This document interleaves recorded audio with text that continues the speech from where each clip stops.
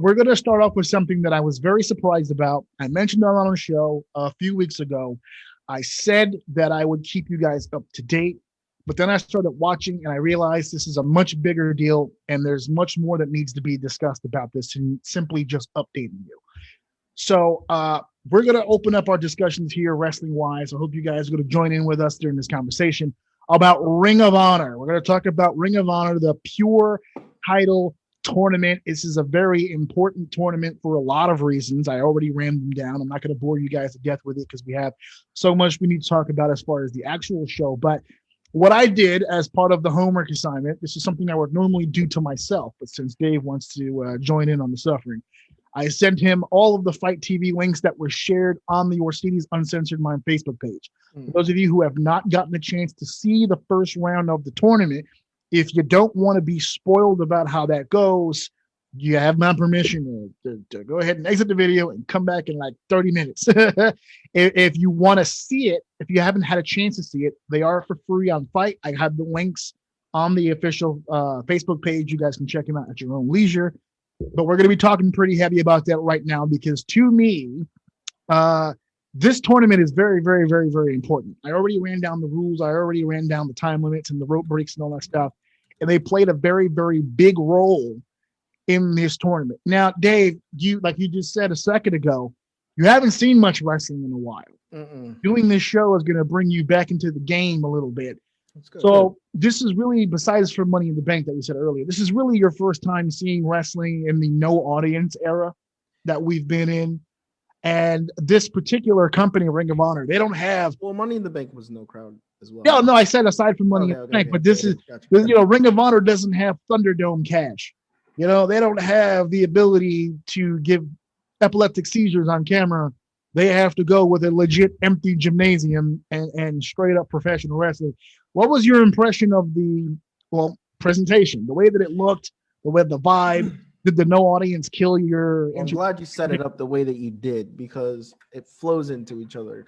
Because when I started watching that, something dawned to me about football, and I was asking myself a question, and we'll get into that later. But so we'll start from here. But you have it in a good order. It wasn't bad. Like because of Money in the Bank, I was anticipating it being kind of dull. So I'm not really looking at it sucks because like I don't know a lot of these wrestlers. So I was very interested in seeing the new gimmicks and seeing, to me, new gimmicks and storylines and, the way people talk on the microphone is very interesting. So I was looking forward to that and focusing on that. So going into this, I really was just trying to see the matches. Now, when it came to this show, I was very impressed at first because when I watched WWE, it was very awkward because I guess they were told to work crowd. Business as usual. Yeah, I know there's no crowd, but work it. I commend them for really going out there and just it's so awkward, but they did their job. Here they didn't really do that. It felt like they built the show around, I don't understand why everybody would do it, but they built the show around the fact that there's no crowd. So they started with someone not in the ring, just at a desk, talking to the camera, host of the show. Describing the show. I think first said Corona, guys. There's nobody here. before each match, I mean, they described the wrestlers, what they do, where they came from. Like, it was really good. Especially, this was actually a really good start to come back to wrestling, especially ROH, because when it comes to ROH in general, whether it be back in the day or today, I've never really watched. Like you were in the Punk era because I was showing you stuff from back then. Yeah, and that was just you showing me, like not even like full matches, just clips and like little things here and there. And that same music video that I played for you every day. Over and over, which I still play now for my son. So no, it was really good. It was really good to come back to. It makes it really tough to go. I have to start seeing what WWE is doing. But if it's anything like what NXT is doing, and we'll get to that, it's looking really good. It isn't anything like NXT. All right, spoiler alert, it's not. It is. I've wasted enough of your time with all this stuff. I'll go ahead and give you the red light on that. It ain't the same. But no, one of the first thing that stuck out in my head was when Quinn McKay was like, "Hey guys, the Maryland State Commission is not going to let us have people in here because of the pandemic. We're trying to make sure we have limited staff. It's only the two wrestlers in the ring, and here you go." And then that was it. And I know a lot of the guys that were in this tournament, and I know I've worked with a lot of guys that were in this tournament, and I still love the opening packages because I learned things about those I learned things about guys I already knew from those packages. You know, one of the ones that stuck out, Hot Sauce Tracy Williams. I worked with him a few years ago, and I was ring announcing, so I was getting his information. That's when he hit me with the hot sauce Tracy Williams. I said, "What the hell does that mean?" And he was like, "That would take way too long to explain." I was like, "All right, fuck it. I wasn't trying to waste his fucking time." But now I'm watching this Ring of Honor deal, and he took the whole 5 minutes to explain it, and I was like, "Oh, makes sense. Okay." Got nothing else to do. Might as well tell that story now. Well, that was the whole point of the package, is to tell the story. And then he saved the last two, which was great because I'm sure when you first hear hot sauce, it's like, what the fuck is that supposed to be? Even the way even the way, and I was the first person I thought of. I thought basketball. I thought he was going to start dribbling and crossing people up in the ring. Yeah, he's just going to break an ankle. That's what he meant. He's going to start tapping. See, this is why I need the headset. I'm not comfortable like this. When my brother starts talking, I'll be able to switch it up. I'm not comfortable. I tried. It sounds sexy. I like the way that it sounds. But I talk too much with my hands, and I'm knocking shit over. I'm clumsy over here. But anyway, so the beginning of the tournament here, they explained the rules. Did you understand the rules the way that they explained it to you? Was there clarity? Did you get it? What I pretty much got is that they're trying to get as close to like amateur wrestling as possible for this tournament, basically. Well, see, I'm glad you said it that way because that was my concern. I thought people were going to hear Pure Championship and they were just going to think straight up Greco-Roman Lufes fucking wrestling. It's just a way of being more creative. It's restrictive. There are certain things you can do and certain things you can't do. Your job as a wrestler is to play within the. But I think that's the way it should have went across, though, because that's, I think, what they were trying to get across. So some of the matches that I saw, I think, were that, and then some of them were very, I'll probably say this a lot, like WWE-ish, the way they paced it. Right. And then some of them was really grapple on the ground. So I don't know. We got some former WWE guys in this tournament, so they were able to kind of walk some of these younger guys through. That was another great thing about this tournament. I liked a nice blend of veterans and younger guys. Like, I don't know how many. I love the line. I don't think you got a chance to see it. It was PJ Black and Tony Deppen, which was like the last match. It was the 8th match. Right. Unfortunately, for ROH, unfortunately, I did not get through all of them. I got through about 5 of the matches. But because you got shit to do. That's what I'm saying. It was a homework assignment. But I was giggling my ass off because Tony Deppen was the first guy to speak in his package. He was talking about how he was putting PJ Black over. And for those of you who don't know, PJ Black is formerly Justin Gabriel of the WWE, of the Nexus. And so obviously he's a worldwide known guy. According to him, 64 countries. He's performed all over the world, which is all great. And he was putting the guy over. And then when it flipped and PJ Black was talking about himself and now it was time to put over his opponent, he goes, normally I try to do some research on my opponents. I Googled Tony Deppen and I couldn't find anything about him. So I was like, oh my God, he was ungoogleable. That's not good. That's not a good way to put a guy over. He couldn't be Googled. I was like, oh no. And I've worked with Tony Deppen a bunch, and I was like, oh geez. In the chat here, you got people arguing because they're like, yeah, the main roster is not very entertaining at all. Yeah, I believe it. It's one of those. It feels like it's one of those things now where you just kind of watch to stay updated, and then you just move on. Yeah. From what I'm getting. Whole Grain asks, Pure. Is Pure over the top rope DQs? LOL. Yes. They're going by Pure Wrestling traditional rules. The only rule that they did not abide by is the 2 out of 3 falls for obvious reasons. But for the most part, as the tournament progressed, they told a story revolving around the rope breaks. So it's not just I'm in a submission hold, I grab the rope so it breaks. There was a moment where Kenny King lost a rope break simply because he touched it. He was in a submission hold. He was trying to exit the ring, and when his back hit the rope, it counted as a rope break because For those of you who don't know the rules, any contact with a rope should be breaking the hold, which is another reason why I love this tournament. Because there's a lot of people asking questions. Hold the fuck up. Like, I don't understand. Like, there was an argument where somebody threw a right hand and there was no rope, there was no warning for the closed fist. And then in the same match, he threw the same right hand, but they took a point. I mean, they gave him the warning for the closed fist. That's the storytelling that we're talking about. The whole purpose of this match is to get you so wrapped up that even a punch to the face is going to get you heat. It's going to get you a pop. So that led to some funny moments. It did. Like, yeah. What was the funny moment? Well, it's just the open hand thing. There was a funny moment in one of the matches where they were, you know how they do the punches back and forth, or someone decided they thought it would be a good idea to do it with slaps. Open it, and the commentators trying to cover it up. There, open hands. They're legal. They're open hands. I think it was Grisham and I have it in front of me. Hold on. It was Grisham and Yuta. There it is. I think they did it at one point because Yuta got a cheap shot on Grisham. I think the referee or whatever it was, he gave him the closed fist, and the referee was talking to him, and then Grisham, they had to separate the two. It was good. It was a moment there. But Jay Lethal and Dalton Castle, I said on the show a few weeks ago, the only two members of the tournament who are former world champions, ironically enough, meeting in the first round. And Jay Lethal, the only member of the tournament who's been a champion before, which I thought was beautiful in the storytelling of him because they specified how long he's been with Ring of Honor. But they still managed to avoid using the word old because he is the old guy now. He's literally been with Ring of Honor since the beginning. I don't know, minus his TNA years. Yeah, he's one of the few that I do remember you showing. Like, and he's been the pure champion before.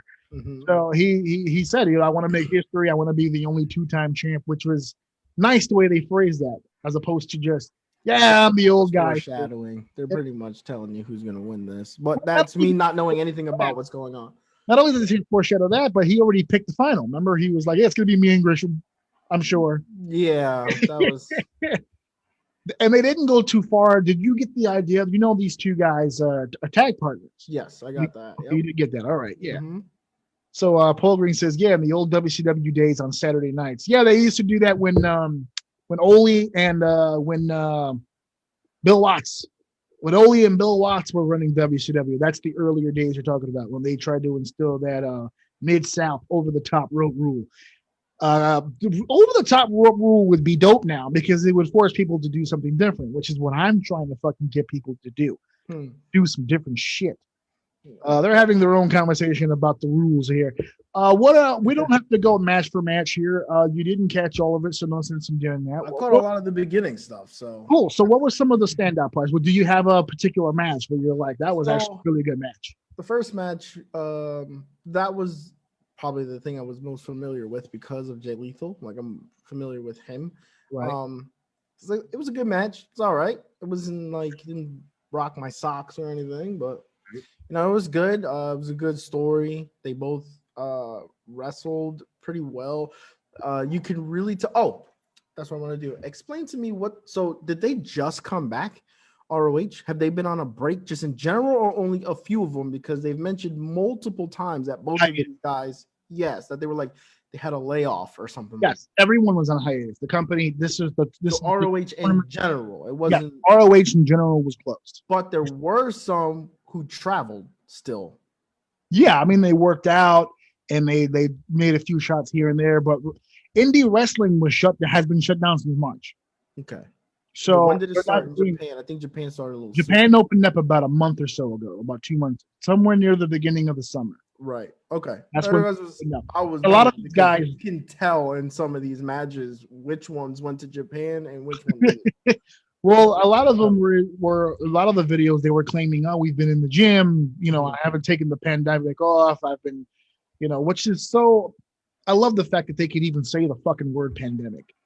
I don't know why that's such a big deal for me, but the fact that WWE continues to live in this bubble, like nothing's happening outside of them. One of the big takeaways from that match for me was they just seemed gassed. That's all it was. It was like it could have been so much of a better match if they both weren't standing there multiple times in the match, just trying to catch their breath.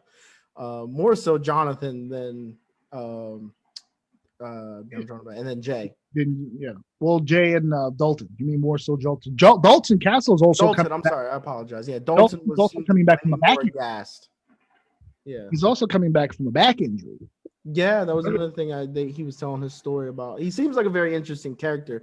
Oh, you got to see the peacock, baby. You got to see the peacock. The peacock. Hopefully, I'm going to show you the entrance. I'll show you the entrance when this is over. It's dope. Yeah. Hopefully, I can get more of him because he looks great. He just needs a little bit more, a couple more reps. He seems a little tired.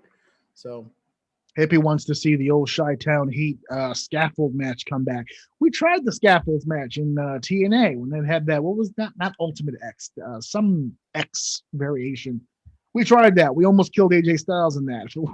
So I don't think they're going to be bringing that back anytime soon. James Storm also almost lost his life. So I don't know if we're going to be bringing that back anytime soon. That's the one with the ropes above the ring and an X, right? You got to like climb over. Yeah, but there was no ropes. That's what it was. Literally just a platform in the shape of an X with two people just beating the shit out of each other. And one of them has to take the big bump off of the fucking X. Somebody's got to take it.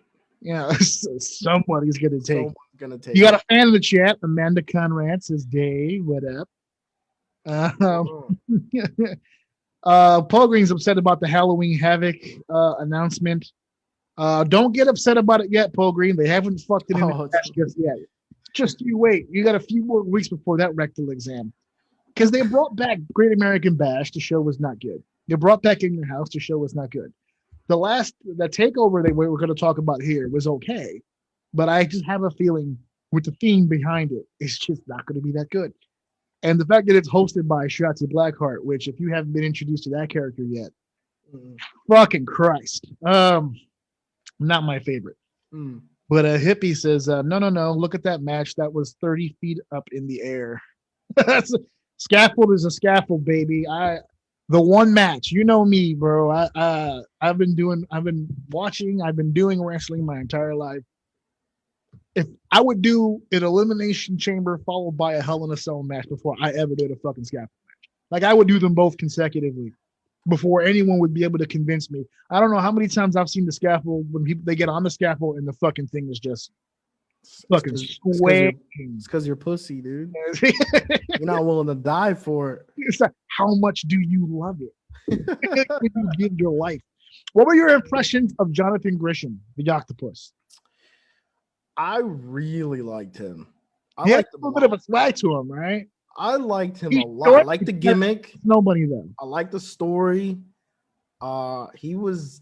He carried that match for me. It was very hard to watch that match, but if it wasn't for him, he made that match good. I did not like Wheeler at all. Nah, it was boring if it wasn't for Jonathan. That was my takeaway from it. Wasn't big on Wheeler. What was your? I gotta get your. Tell me you saw. Ending was so weird. What were you gonna say? I don't know. What was weird about Gresham and Yuta? What was weird about Yuta? You said the ending was weird. Oh, the ending. Yeah, the ending. I don't know. It was just like, is that how we finish wrestling matches now? Just like it was so weird. It was like he was bullying him. It was like he was a child and he just bullied him. He tapped to his knee getting slammed into the ground. I mean, I get it. It would hurt, but it was he tapped to it. Is that a submission? Well, the tap is a signaling of submission. Yeah, exactly. Yeah, you could beat someone in submission, sure. I mean, I guess it's rare, but I give him credit for thinking outside of the box. At least it was funny. The finish that falls flat, especially when there's not people around to really. I think the audience would have killed that match ending because they would have been more confused and excited about the fact that Jonathan Gresham won. They would have been like, okay, all right. Almost took his kneecap off. I just find it funny because Wheeler was like, oh, he doesn't take me seriously, and I think that's what I have an advantage in. And then he cut to Jonathan, and he's like, yeah, I'm gonna take him seriously because you never know. And then at the end, it's like he bullied him. He just took his knee and slammed it into the ground, and he starts screaming, and he taps out. I just thought it was just one of the most hilarious finishes I've ever seen. Tell me you got a chance to see Delirious. Yeah. Delirious. Listen, He Delirious killed my mojo. He really did. I was in. That's the. So when I told you earlier, like I was watching a bunch of it, and I was like super into it, like the stories and everything. Like I was really into it. It got to his match, and I just started to. I literally started to fall asleep. Like his character, and it's funny too because when I was looking at the like all the wrestlers, I was like, oh, that guy looks pretty cool.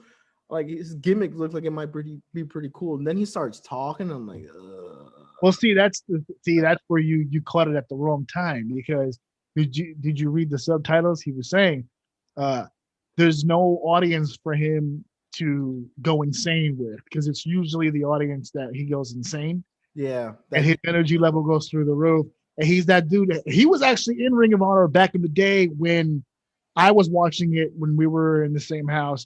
And he was the one that used to sit there all quiet and then the bell would ring and he would go, they would do the whole deal. Like I was part of his whole gimmick or whatever. Yeah. But because of the Pure Championship and because of the no audience, he changed the style a little bit to fit it a little better. I love the subtitles. It was messing with me, dude. I can't, dude. I got ADD, dude. I was listening to him and trying to read. I was like, I can't do this, man. My eyes can't focus on this. Cannot do it. The match was really was good though. I tell you what, if anything, Delirious is just shredded out of his goddamn mind. He's like 98 pounds. He hasn't had a carb in like a decade. I don't know if I'm spoiling too much here for you, but Delirious is actually the head booker of the company. Oh, really? He's been the booker for Ring of Honor since 2010. Well, that's cool. For the last 10 years. So he only breaks out the gimmick once in a while because he spends most of his time as an executive in the back. So is that known to the camera? That he's the booker? No. So, no, but he's something that on camera. He's known as on camera. He's Delirious. Okay, but he barely ever brings Delirious out because of his role in the back. So when matches like or tournaments like this happen or situations like this, because Hunter, well, let me not say okay, I already said it, but whatever. Delirious, Delirious spends all day on site. So as part of an agreement with the State Athletic Commission, they had to make sure that they were as short a staff as they possibly could. So obviously that meant that, he could play both roles here. He could be Delirious for at least one match to get Matt Sydal a quick win and into the tournament, and they can have less and less people because he's already in. Why is that? If restaurants can be open and have indoor dining with a bunch of people, why can't you just have? Aren't they essential workers? Well, the WWE was was told that they are essential workers. See, the way that it's been broken down to me is that independent workers, just in general, are essential workers. But yet, here we are. Saul says, "Why is AJ talking like the Sheik?" I was doing the Delirious, but Paul Green, 20 men each to make it 60. What the fuck are you guys talking about in the chat? Oh, the triple cage. I was never big on the triple cage. I'm going to be honest with you. I was never big on the triple cage looked impressive, right? So it was like this really big cage in the bottom, kind of a secondary cage, and then like a little boxy one right up top. And they would literally climb through each level, and then they would grab whatever. In theory, it sounds terrible. It does sound possible to work. It's as match take place. WCW.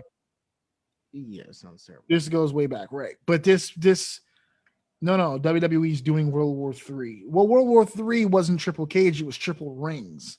They want to do triple rings. I don't even want them to do triple rings. Let me be honest with you. Triple rings was stupid too. They could with no crowd take up space. It doesn't matter about the space. They have a hard enough time making the match interesting with. Yeah, when they do the double rings for war games, it's kind of a mess. I don't want like when you're trash in bed, but you want a threesome.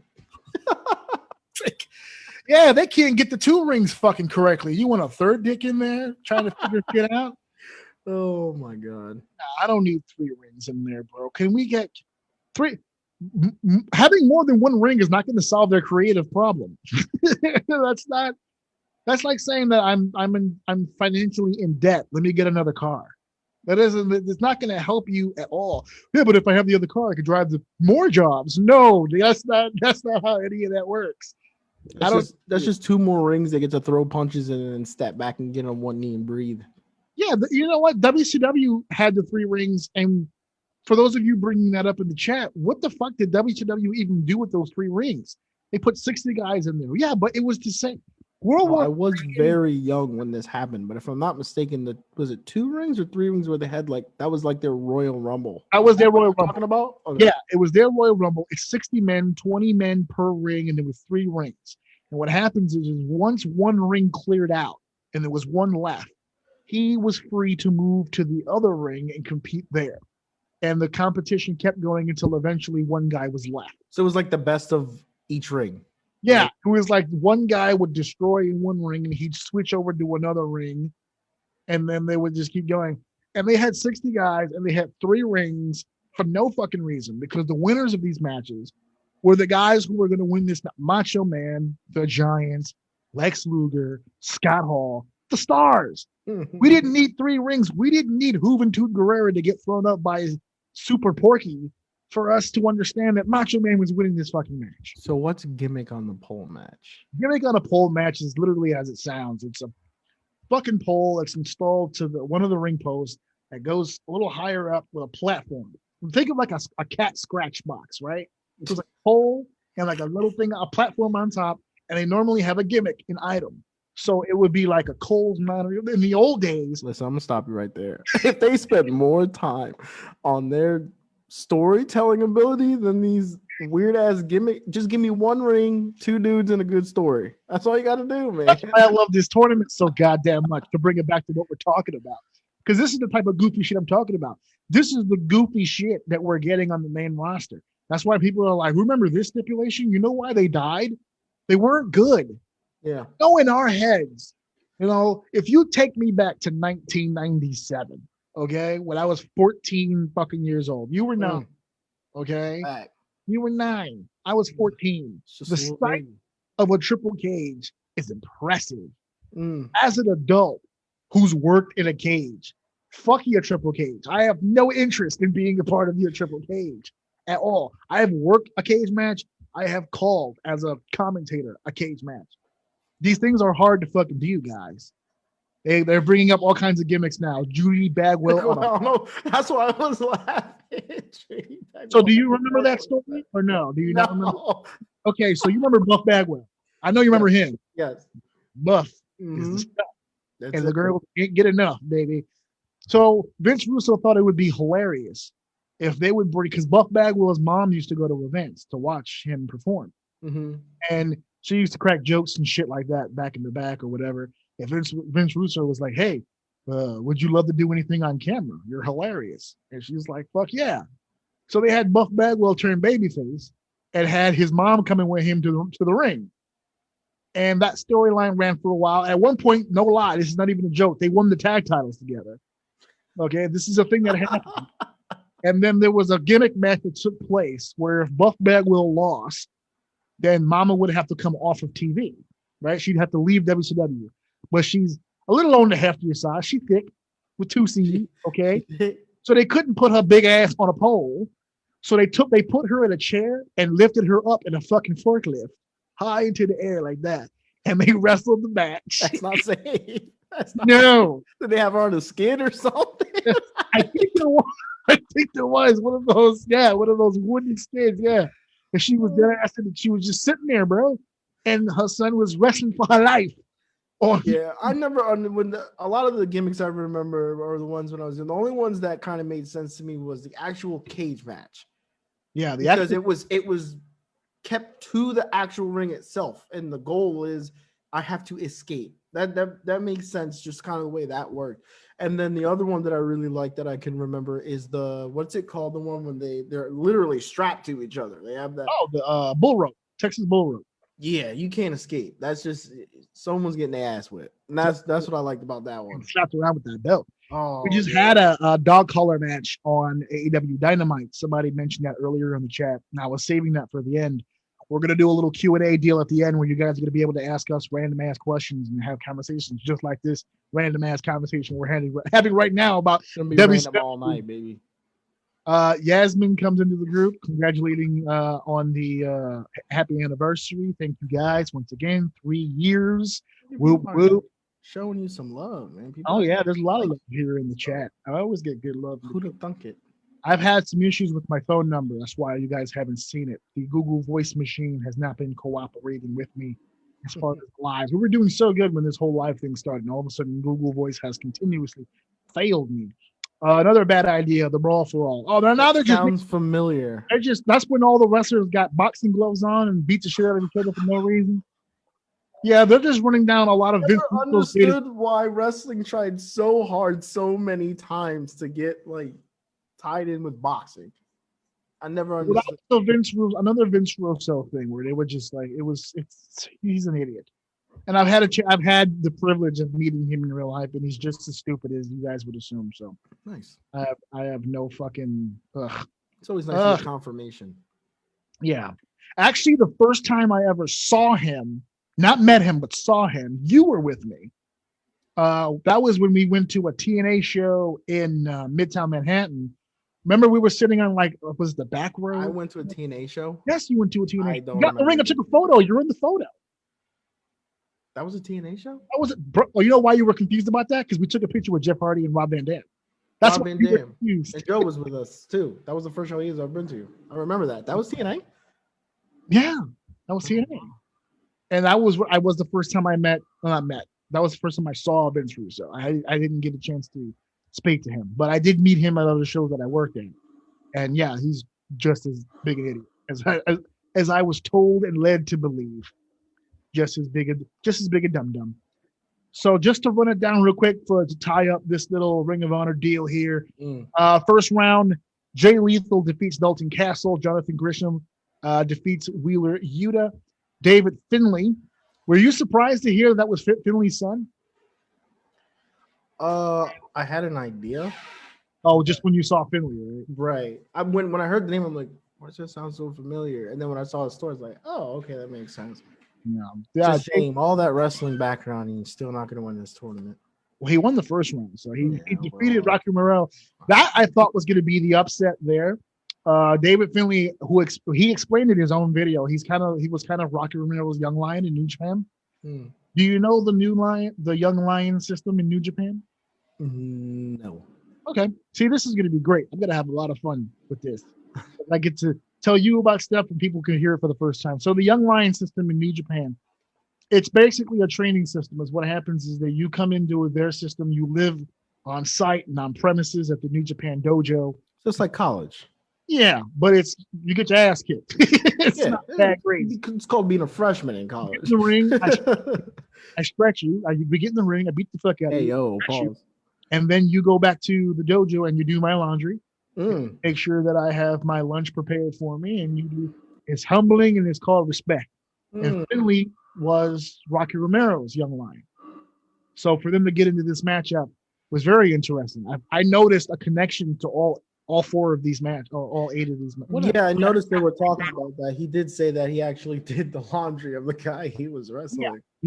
Lethal and Castle have a history, and Castle just came off the back injury. That was Rocky Romero, right?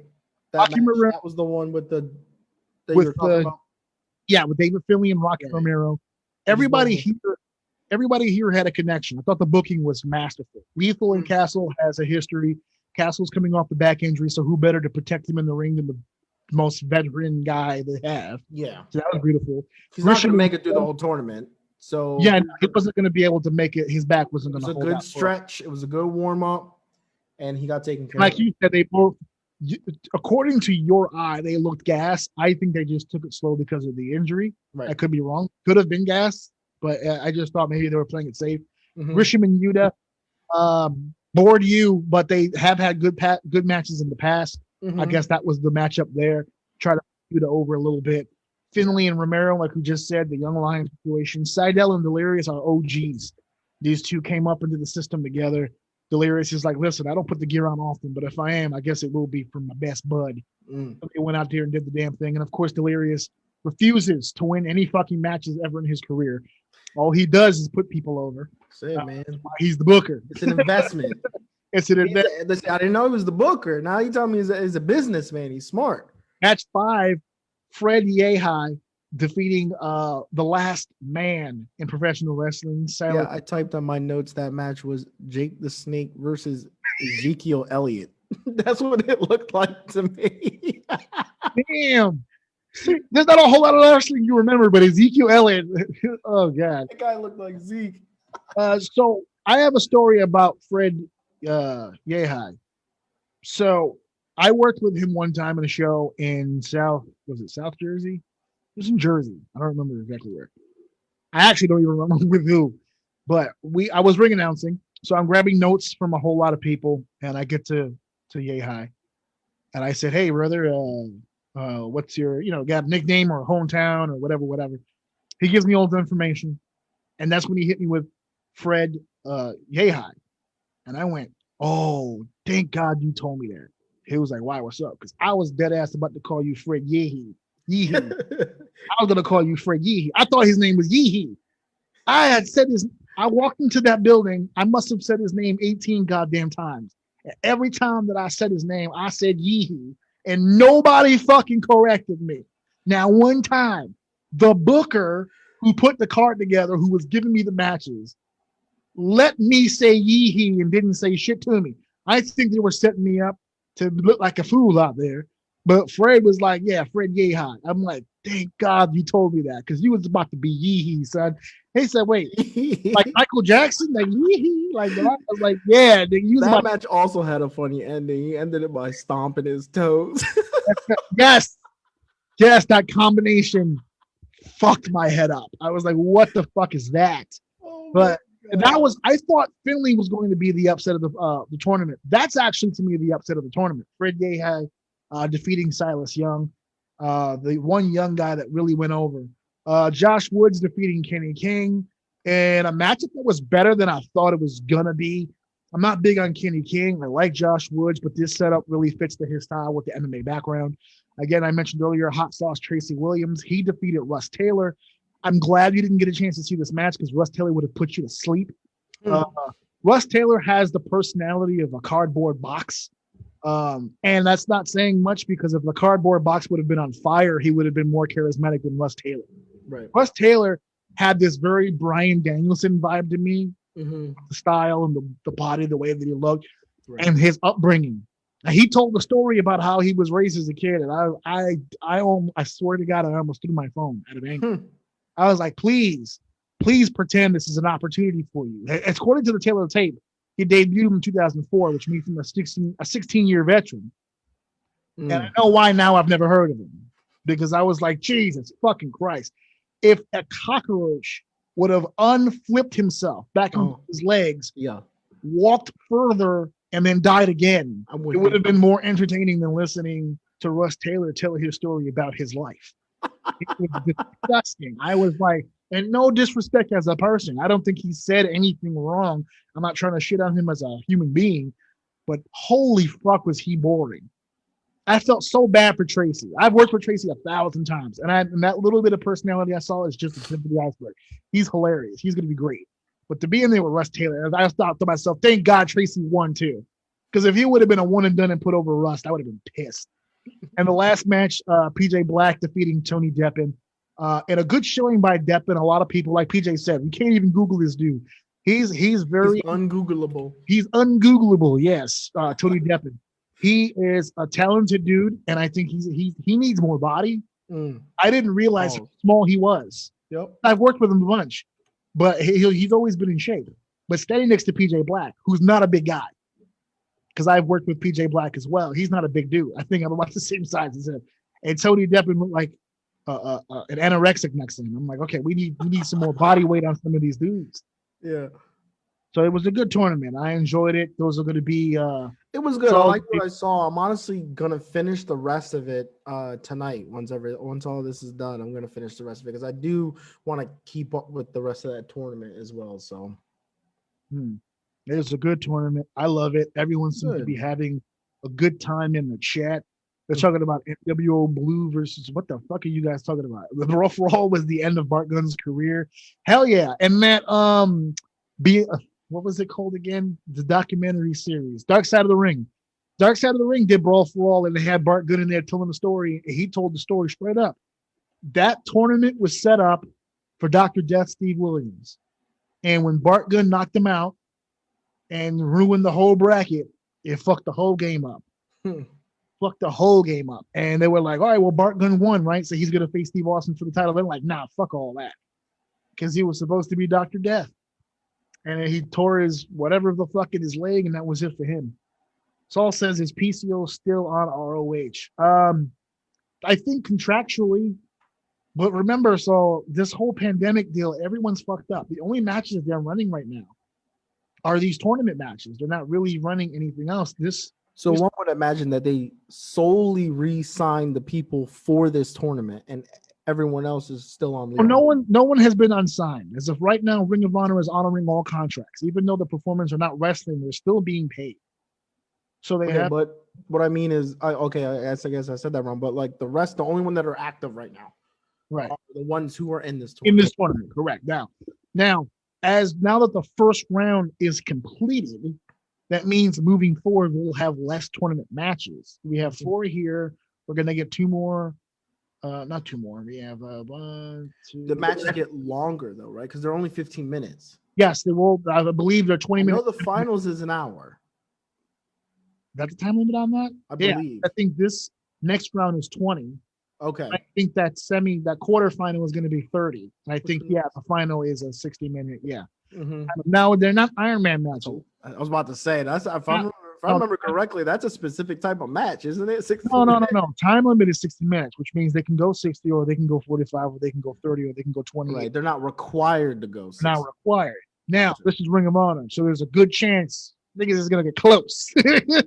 50, 55. I got to fill a show. It's just going to be that one match. No, that's the thing. I was just going to say that with this tournament now, now that the first round of the tournament has been completed, they have room for either fresher faces, like bringing some other guys just to freshen up the television show, or they can run gauntlet matches with these guys who did lose. You have options now.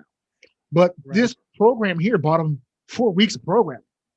I mean, you can't ask for a better situation than what they just went through with this. This was great. Right. We got a bunch of great matches out of it, and it gave them consistent television for a few weeks. So I put up 4 links. That's a whole month's worth of programming they got out of the one round of this tournament. Right. Which was its purpose, to give people an opportunity to watch Ring of Honor again while they still figure out what's next. Now they're located.